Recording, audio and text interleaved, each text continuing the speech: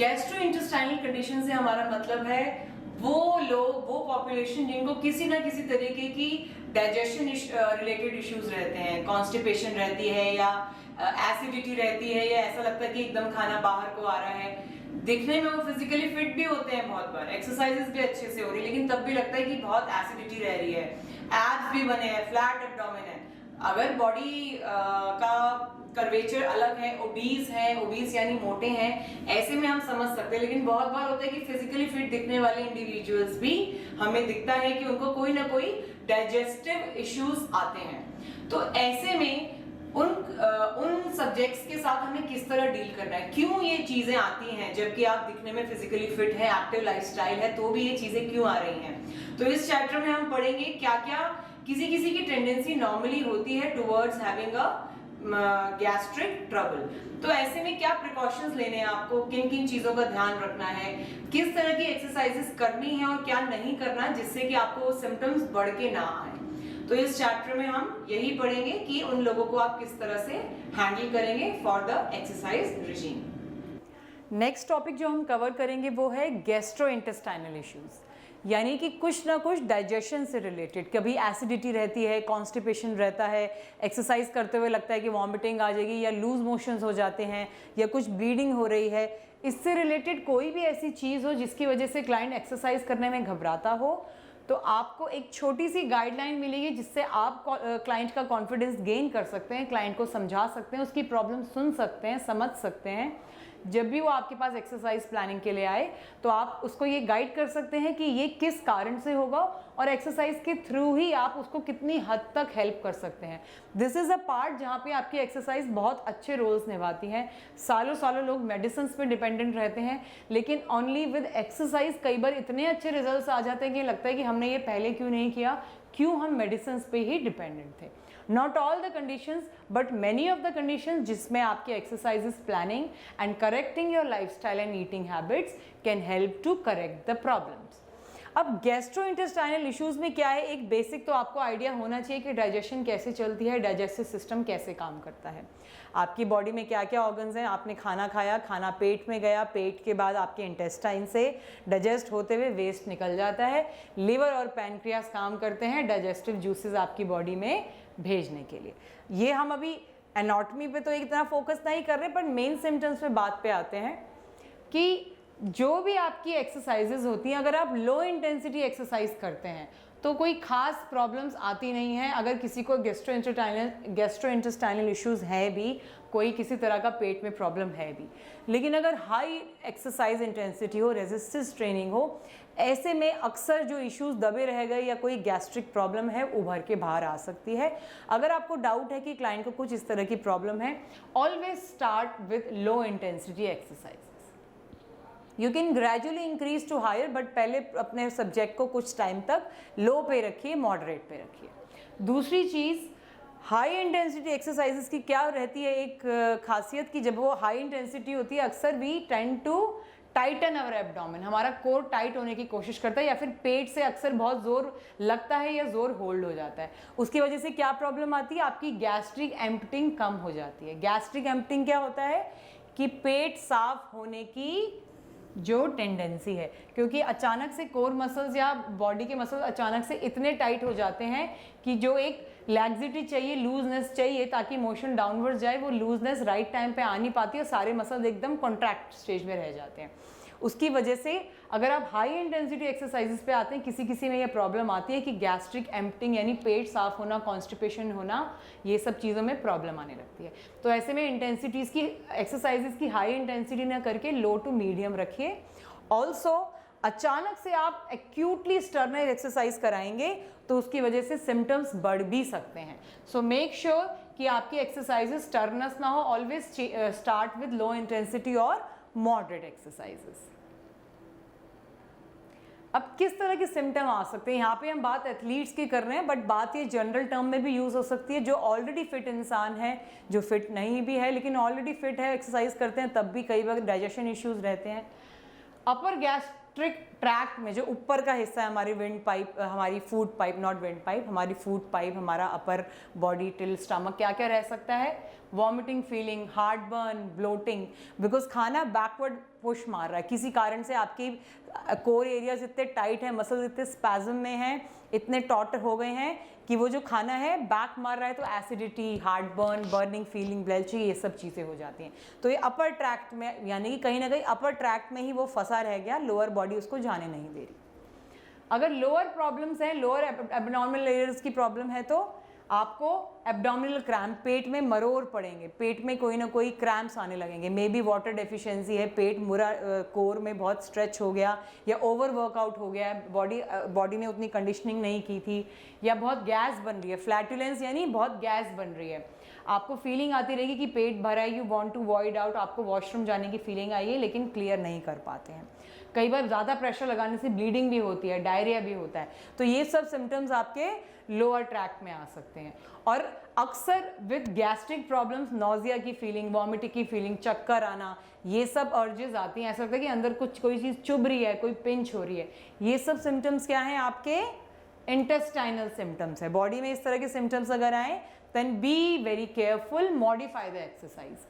अब कई बार समझ नहीं आता कि क्या प्रॉब्लम है। हम खाना भी ठीक खा रहे हैं, हम कुछ जंक भी नहीं खा रहे हैं, हम तो एक्सरसाइज भी कर रहे हैं, हम तो मूवमेंट भी कर रहे हैं, तब भी बॉडी ठीक नहीं हो रही है। तो कुछ चीज़ें हैं जिसका आपको ध्यान रखना है।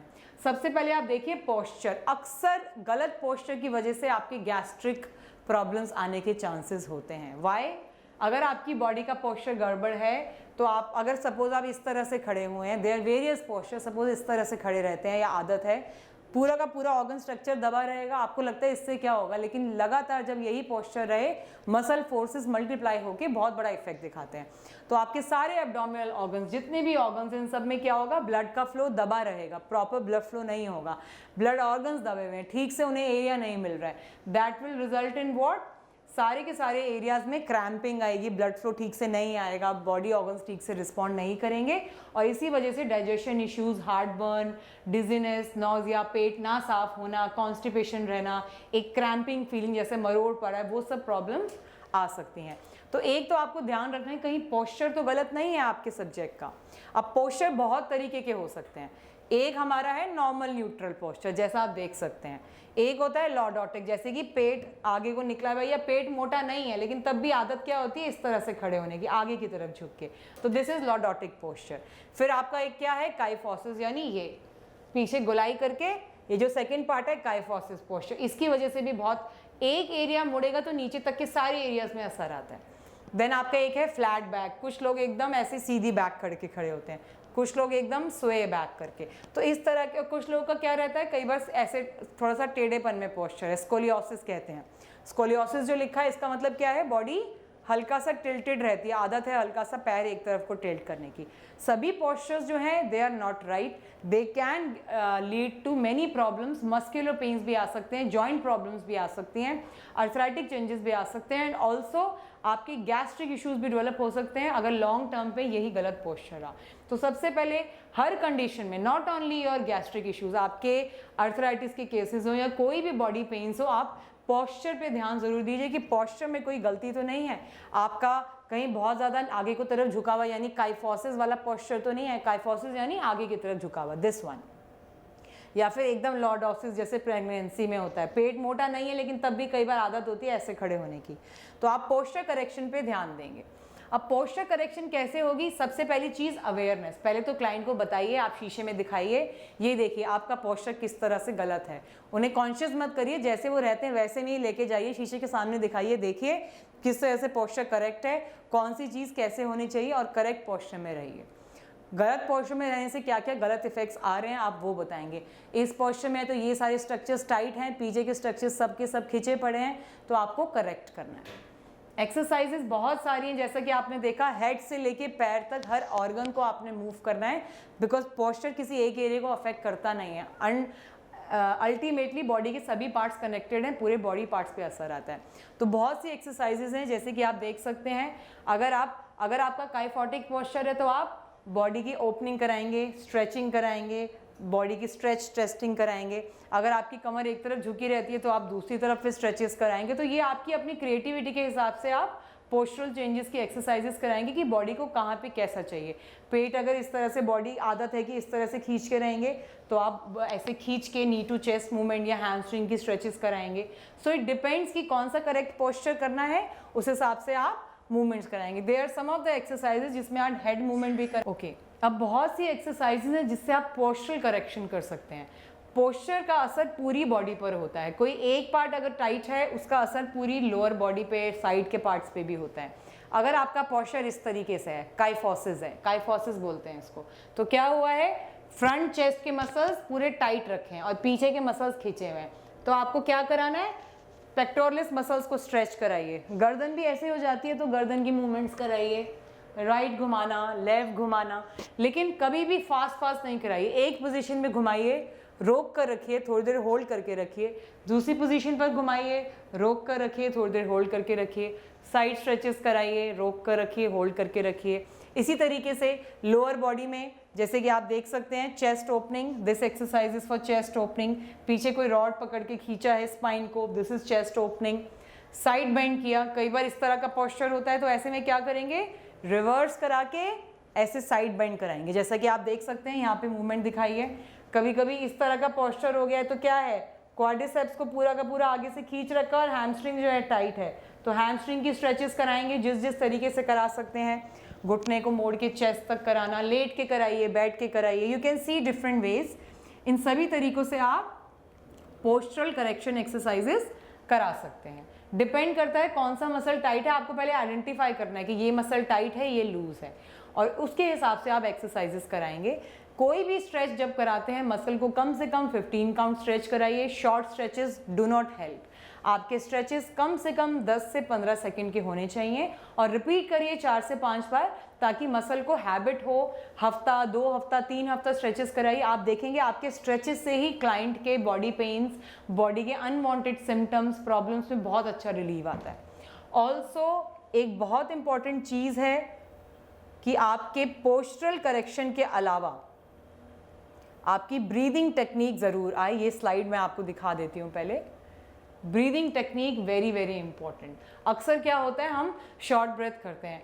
अगर आप पोस्चर करेक्शन चाहते हैं और एब्डोमिनल कंट्रोल सही करना चाहते हैं, कोर स्ट्रेंथनिंग चाहते हैं और gastric symptom, digestive system improve करना चाहते हैं, तो डायफ्रामेटिक ब्रीदिंग पे फोकस करिए। डायफ्रामेटिक ब्रीदिंग का मतलब क्या है, डायफ्राम एक मसल है आपके इधर लोअर पार्ट पे, below your just the bottom of your ribs. उस मसल को आप यूज करिए सांस लेते हुए। मतलब कैसे, लंबी सांस अगर खींची तो छोड़ते हुए, मेक श्योर आप पेट को अंदर तक स्क्वीज करते हुए सांस छोड़ें। जब आप सांस छोड़ें, आपका पेट, आपका डायफ्राम, आपके एब्डोमिनल मसल्स यूज होने चाहिए। आप जितना ज़्यादा अपने एब्डोमिनल मसल्स को, डायफ्राम को यूज करेंगे सांस लेते हुए, उतनी अच्छी आपके सिम्टम्स होंगे, उतनी इंप्रूव आपकी गैस्ट्रिक एम्प्टिंग होगी, आपके बॉडी के बहुत सारे मेटाबॉलिज्म्स करेक्ट होंगे। जैसा आप देख सकते हो, डीप ब्रेथ ली, आपके लंग्स में हवा भरी, पेट भी खींचा। जब आप सांस छोड़ेंगे तो पेट स्क्वीज होना चाहिए अंदर की तरफ, आपके डायफ्राम का एक्शन होता है और वो एक्शन से अनवांटेड हवा सारी बाहर निकलती है, डायफ्राम एक्टिवेट होता है, कोर मसल्स भी एक्टिवेट होते हैं। It helps in many things, postural correction, body के मेटाबॉलिज्म में, कोर रिलेटेड सभी ऑर्गन्स के लिए अच्छा है, आपके बॉडी में गैस्ट्रिक इश्यूज को रिलीव करता है और रिलैक्सेशन भी देता है, मेंटल रिलैक्सेशन भी देता है। So it is a very important part when you are dealing with postural correction और बॉडी पेन्स। किसी भी गैस्ट्रिक रिलेटेड प्रॉब्लम या डाइजेशन इशू या कॉन्स्टिपेशन या बर्निंग सेंसेशन से डील करने के लिए कुछ गाइडलाइंस हैं जो आपको फॉलो करनी है। लाइट टू मॉडरेट एक्सरसाइज कराएंगे 30 से 40 मिनट की। हाई इंटेंसिटी एक्सरसाइज इस तरह की केसेस में नहीं कराएंगे जहाँ पे गैस्ट्रिक इश्यूज बार बार आते हैं। दूसरी चीज़, एरोबिक एक्सरसाइजेस कराइए 30 to 40 minutes. You can increase और decrease according to your clients needs. Postural correction is very very important and diaphragmatic breathing, जैसा कि हमने अभी बताया था, it is very very important. अभी पोस्चरल करेक्शन एक्सरसाइज में there are so many exercises कि it is just about your creativity कि कौन सा पार्ट टाइट करना है, कौन सा किसको स्ट्रेंथन करना है। तो लोअर बॉडी के लिए, अपर बॉडी के लिए, साइड ट्विस्टिंग्स के लिए, अगर आपको लगता है साइड मसल्स किसी तरफ के टाइट हैं, side twistings, stretching of your muscles, quadriceps की stretchings, lunges, butterfly exercises, piriformis stretches, knee to chest exercises, opening up your body, जैसे कोण आसन या अदरवाइज टाइप के मूवमेंट्स, इन सभी मूवमेंट से आप पोस्चरल करेक्शन में हेल्प करेंगे और भी सिम्टम्स इम्प्रूव हो जाएंगे. So gastric emptying can be manage through main 3 or 4 things: postural correction, diaphragmatic breathing and right kind of exercise. Okay. So end of chapter 3 यानी जिसमें हमने कवर किया गैस्ट्रोइंटेस्टाइनल कंडीशन. तो इसमें हमने क्या क्या जाना है कि गैस्ट्रोइंटेस्टाइनल कंडीशन में सिम्टम्स क्या क्या आते हैं, किस तरह की फीलिंग आएगी जिससे कि आप जज कर पाए कि कहीं ना कहीं डाइजेस्टिव इश्यूज के डिसऑर्डर्स हैं. और हमने ये भी जाना कि ये डिसऑर्डर्स हमेशा सिर्फ आपके ऑर्गन रिलेटेड नहीं हो सकते, कभी कभी इसलिए भी होंगे कि आपकी बॉडी का पोस्चर गलत है या कोई मस्कुलर इम्बैलेंस है, कोई एक मसल कम यूज हो रहा है, कोई एक बहुत ज्यादा यूज हो रहा है, कोई एक एक्टिव है, कोई एक इनएक्टिव है.